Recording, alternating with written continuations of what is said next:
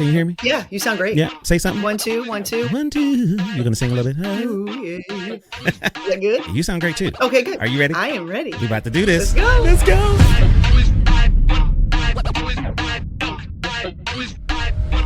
Yes, ladies and gentlemen, and welcome to the Tomb Slayer podcast, the place where we have resurrectional conversations. And indeed, I just made that word up. Today's guest, I am so excited to have. Oh my gosh, you have no idea. This lady is one of the most influential people that is responsible for preparing me to walk into my purpose. And I'm not exaggerating a little bit. And we'll get into that. Ladies and gentlemen, you have sang her songs in your sanctuaries. You have sang her songs in your services. You have sang her songs in your showers. Some of you should only sing her songs in your showers. Ladies and gentlemen, Martha Munizzi. Hey, Khristian Dentley. Oh my gosh, I am so... I don't know if you're my son or my brother. Which one would it be? Let's not take that in. But you know what? Let's say you're my brother, because you are. Oh my gosh. This is awesome. I am literally, when I was contemplating what I was going to say to bring you on, I almost teared up, because you are one of the people literally that prepared me for walking into all of this that God is having me walk in. And like, I'm in Orlando because of you. Do you know that? Really? Yes. You are the one who... Yes. I blame you. No, it's on me. It is on you. It is on you. No, but you're the one that told Dave Martin about me. Yes. Oh goodness. I gotta probably give Dan some credit for that. My husband, Dan, is a connector of all connectors. So yes, but of course I've raved behind his, I was raving going, yes, yes, yes. I love it. I love it. I mean, your music, I have so much that I want to talk to you. I want to start off by saying, do you remember when I almost died in Dallas, Texas? I do remember. I absolutely remember. I remember. And we were like, where is Khristian? Oh my gosh. Okay, so for those of you, because nobody knows this story, so I'll tell a story. We are going to, what was it? Was it GMA or something like Gospel Music Workshop for America? It was something. We were in Dallas, Texas at the Omni Hotel. I'll never forget. I was on the 15th floor. I remember. I get in the elevator to go downstairs to the lobby to probably get a snack or something like that. And while I'm in the elevator, I hear pow, pow, pow, and start free falling in the elevator. Just like, whew. And it everything happened so fast. A couple of seconds later, I started hearing like the brakes or whatever, and the elevator starts going do do do do do do, and finally stop. And I'm like, okay, heart's beating fast. You know, I need to put my heart back in my body, but I'm okay. Everything stopped or whatever. I had my cell phone. So I made a couple of phone calls. Hey, that was just me in the elevator. I'm not sure. We need to send somebody. I pushed a little button to have the people, come or whatever. And I remember taking pictures sitting on the elevator floor. And for me, it was a big adventure, really. I didn't realize, sometimes when you're young, you don't realize the danger that you're in. And so I remember I heard your voice. You came, I think I stopped like on the 3rd floor or something like that. I heard your voice outside the elevator. And you know how like literally when you hear your mom's voice or a soothing voice, like, hey, I'm here. I was like, this peace came over me. I'm like, okay, cool. My people are here. I'm going to be okay. Then not in the between heaven and hell. Yes. Like, I don't know where I'm going. Oh, there's Martha's voice. She's definitely going to heaven. I'm going with her. So they open up the elevator. The elevator pops up because I saw that I was between floors. The doors open and I saw I was between floors, and then it popped up. And Martha, it felt like somebody pushed me from behind, and I jumped out of the elevator. And as soon as I came out of the elevator, all the cabling and stuff came crashing down on top of the thing. It was incredible. And then we went and sang that night. I know. It was I think we were actually on our way to sound check. Yeah, we were supposed to be on our way to sound check. Where is Khristian? There is no excuse for this. We put you in a hotel. We had no clue you were hanging, and the life was hanging in balance. And I was all in trouble. We're docking his pay. He's not getting paid for. No, but seriously, these are the kinds of things, experiences. When you talk about sound check and lobby call, I would not have been prepared for any of this if it weren't for you. One of the biggest and coolest things that I saw you do was every time we showed up at the airport, no matter what time, you would always be dressed in your best, your hair looking great, face look. I mean, it was like, I'm like, what? It's 4 a.m. Why is Martha? What are you doing? What was that all about? You know what? Here's how I see it. Okay. Life, you don't know how long your life's going to be. And I just believe in looking your best as much as you can everywhere you go. And I live in I kind of live in the mentality of expectation. Anything can happen. Anybody can pull up and say, hey, you want to grab a picture? I could be in any kind of encounter with anybody. That's true. And that's part of it. But then part of it is just, it's easy to put my makeup on in the morning as soon as I wake up, because then it never gets put on the rest of the day. And then there's just your vanity. I mean, let's be real. No one needs to see me without makeup. That's just would be not fair to them. But it was, I don't know if certain things that you do and certain things that we do as believers, sometimes we just walk. You remember where Peter was just walking down the street, and I think it was Peter or Paul, one of the two. They were just walking down the street and their shadow was healing people. Sometimes people get caught in our stray, so to speak. We're just doing what we do every day, and people are being affected by it. And I think that was big for me. I haven't joined the party all the way yet, because sometimes I just like throwing some sweats on. I like to throw on some sweats and go to the airport and just get on the plane. But it was amazing. It was amazing to see, and you were consistent. That's another thing that I learned from you, was consistency. Regardless of how many interviews or sound checks or signings or whatever challenges, you were always consistent. And I think that's big, because a lot of people aren't. That if something doesn't work the way that it should, or the way that our expectation is, we get out of sorts. So how do you maintain that consistency? I think, I just believe that what God said is what God said. And beyond that, I just believe in just keeping a good attitude. It's better than not having a good attitude. Like I don't normally wake up in a bad mood anyway. I pretty much I might have some things I'm not excited about, or I'm frustrated and working through, or whatever. But by the time my feet hit the floor and I'm up and I'm getting ready, I'm already thinking, man, this is going to be a day that I don't want to miss anything, and I have a job to do, and I'm on mission. Whatever I'm doing, even if I'm at home, I want to feel like I've accomplished some things. Probably my husband sees the worst side of me. Maybe my kids would be second. But just don't get on my nerves, and we're great. That's how it is. And I'm very clear about what gets on my nerves, and other than that, we're good. But my mother is one of those people. She's 82, and any time of the day, every day of the week, you can call my mother. And she has more energy than me. She is happier than me. She's like, hey, always, no matter what's going on. She might have a little bit here or there, but her down moments are most people's up moments. Wow.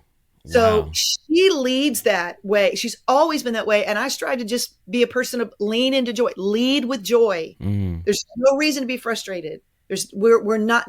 And the other day I was calling her, and I talked to her about something that was just really rubbing me wrong. I was really frustrated, and she got mad at me for being upset about it. Wow. And she was like, none of this matters. She said, I've got a lot less days on this earth than you do. Whoa. And I'm not spending one day talking about this, because you're not going to die from it. You're going to live. It's all silly. And none of it matters in the light of eternity. I feel like in our generation today, people see that as like toxic positivity. And I think it's kind of a subtle way to attack, in my mind, what the Bible teaches is that this is the day God has made. We will rejoice and be glad. That it's that medicine. It's the key to a great day. It's the key to writing great songs. It's the key to being in the presence of the Lord. It's the key for people 25 years later saying, you're always, consistent. You're always happy. Why is that? Because every day I try to get up and say, I'm not wasting this on negativity. I'm not going to get upset because I'm standing in a long line. But I've disciplined myself over the years and stayed present with the Holy Spirit to know that moment that I'm the most aggravated could be the moment that God has divinely orchestrated an encounter with somebody. And I know that makes me sound super spiritual, and that's not what I'm say. To me, it doesn't. Okay, but thank you. But my heart, I'm just saying, I've learned that over the years. I've learned that there is a spiritual battle going on, and that the enemy is trying to kill my joy and steal my testimony. And I got to stay alert and present if I really believe there's a spiritual battle. And again, that's the way my mind thinks. Just, I have to be alert, present, ready for whatever God wants to do. And I know the enemy at any moment can derail that. And I just refuse to let traffic get on my nerves. And some of it is just my temperament. Right. But for the most part, I do try to practice just having a good attitude. Keep joy in your life. That's so good. And when you live from that place and you write from that place and you love from that place, it literally makes it brings colors to life. There are three things that, like, literally while you were talking, three quick things that came to my mind when you were talking about how a lot of times your husband sees the worst. He sees the worst of you. Our spouses, they do. Let me ask you this question. Is it a challenge because there are a lot of wives that are watching that are bosses in their space. They're doctors and they're this and they're that, and they're on the top of their game, right? They're in the front, like you're in the front. You're leading the charge in a lot of ways. Is it difficult as a wife to submit to your husband as unto the Lord when you are in the front like that? Okay, Khristian Dentley, this is a whole other podcast. How much time do we have? I cannot believe this is a podcast. This is huge right here, because this is where I am living right now. Come on, Jesus. Come on, Jesus. I'm telling you, it's probably the top conversation that I've had the last 2 years, especially 2024. And one of the things, and I'm going to try to answer it quickly because I know we have other things. But yeah, I'm not kidding you. We need to have another. I'm just saying. I'm not inviting you back on your show. I'm just saying we need to do this for something else. Anyway, but the Lord really began to speak to me because our church, we planted a church 8 years ago, almost 9 years ago, if you think about the pre-work we did. And I'm the main communicator. That I'm the primary communicator. I preach almost every Sunday. I have a few other people on the team that preach, and my husband is, Dan, he is more administrative. He's an executive pastor of our church. That is his gift, for sure. That is his gift. And he has done phenomenal. I got to tell you, he's done phenomenal. He'll get up and he'll receive the offering. He'll do like a little, like a prayer. He's using more of a communication. He's developing that front man communication pastoral role. And in the beginning, I've always wanted him to be more present, but I just, in my mind, didn't think that he had that ability to do it, that I'm the one with the gift. I'm the one that can get up and share and minister and prophesy.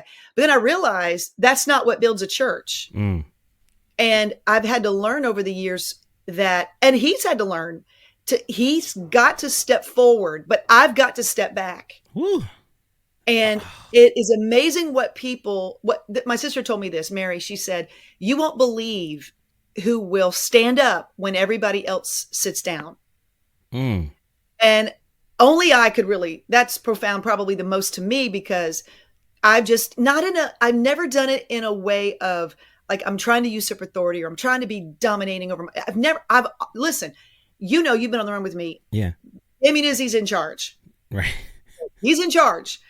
He can make me think like I'll go on I want to be in charge and we're going to do it my way. And he'll go, okay, honey. And then the next day we're doing it his way. You know what I'm saying? That's just the way it is. Right. That's just what it is. And the Holy Spirit is leaning into me the last 12, 18 months to say, you've got to pull back. You've got to trust the God in my husband. I have so many giftings in my mind. I've got so many abilities and I've developed it because I've been in the front, and now I've got to step back and let you lead in areas that I'm so gifted in and you're just getting started. And the answer is yes. And I've got to trust that God honors that. And I hear people say, should women pastor? Should women lead?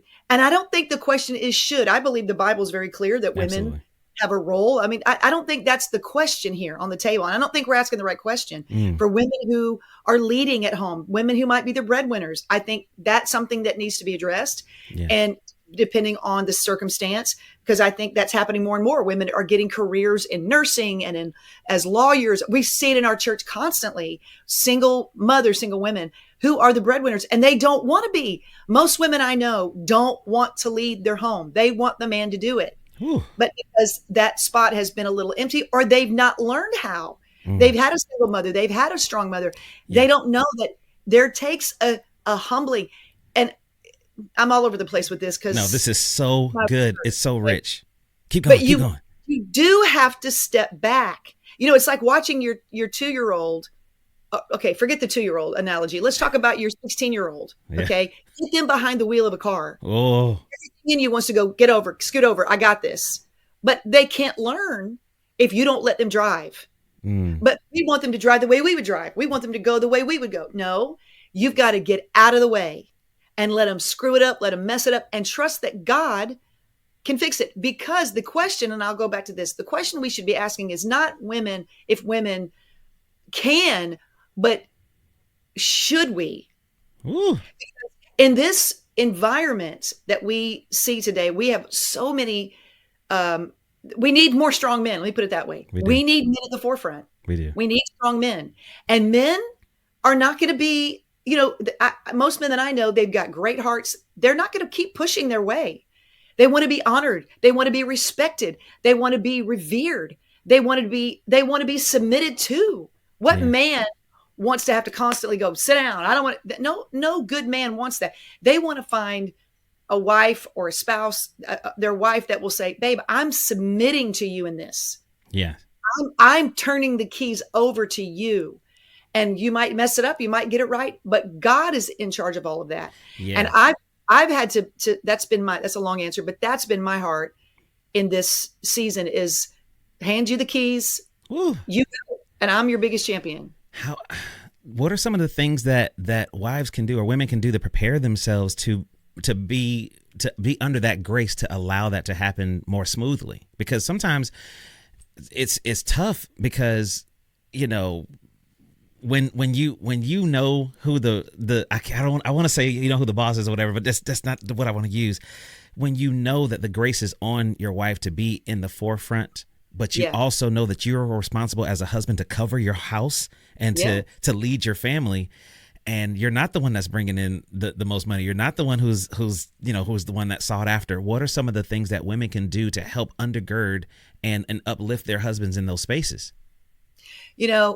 I think it is an intentional act every day for women to honor their husband. And it's a by faith effort. We're not talking about they deserve it, they've earned it. That's not what we're talking about. This is about a God honoring principle. That's all it is. I say that's all it is if that's simple, but it's a principle. We don't live by feeling. We don't live even by experience. We live by principle. And what God's principle says goes. And that's why I say, it's not if we should, we can, but there are times where we just say, okay, if I keep running in this lane and I don't step back, then my spouse never has a chance to step up. And I have a lot of women in my life whose husbands, man, they're still, playing around. They're still being squirrely. They're still, not what they need to be. So I understand that role too. Yeah. But just because your husband is not fulfilling the role does not mean that God's going to cover you if you try to fill it. I never see. Wait. I told you. What did you just say? Just because, your husband is not fulfilling the role he's supposed to fulfill does not mean God's grace is on you if you try to fulfill it. That's where the frustration is. Let me ask you a second, Khristian, let me ask you a question. Do you ever hear a man say, I have to be mother and father to my child? I have heard that. Okay. But you more likely hear women say, I have to be father and mother. Jeez. You hear women say that I have to be, well, you can't be. Because you don't have the grace to do that. How can you be? How can you be? Well, that's not fair. Let's put more pressure on the wife. The single mom, the widow. I understand. That's not my point. That's not what I'm saying. I understand. My point is, if there's a bottle of Coke with the lid off and it's just laying on the counter and it's spilling everywhere, the biggest thing is we're not going to clean up the mess before we pick up the Coke bottle. Ooh. We're going to stop spilling. We're going to put the lid back on and then we're going to clean up the mess. You are on one today. I'm just telling you yesterday was Sunday and I was in another realm, but I'm just saying, I'm just telling you, this is 56 years. I just turned 56. I've learned a few things. And before you think I've got this down pat, I do not. This is where the enemy is probably my biggest Achilles heel is this right here. This is why I speak with authority because I understand it. All right, good people, listen up now. If you enjoyed that episode, trust me, there's a lot more where that came from. So make sure you subscribe to Tombslayer YouTube page because you don't want to miss one of these conversations. You don't want to miss this sweet, sweet hat game either now.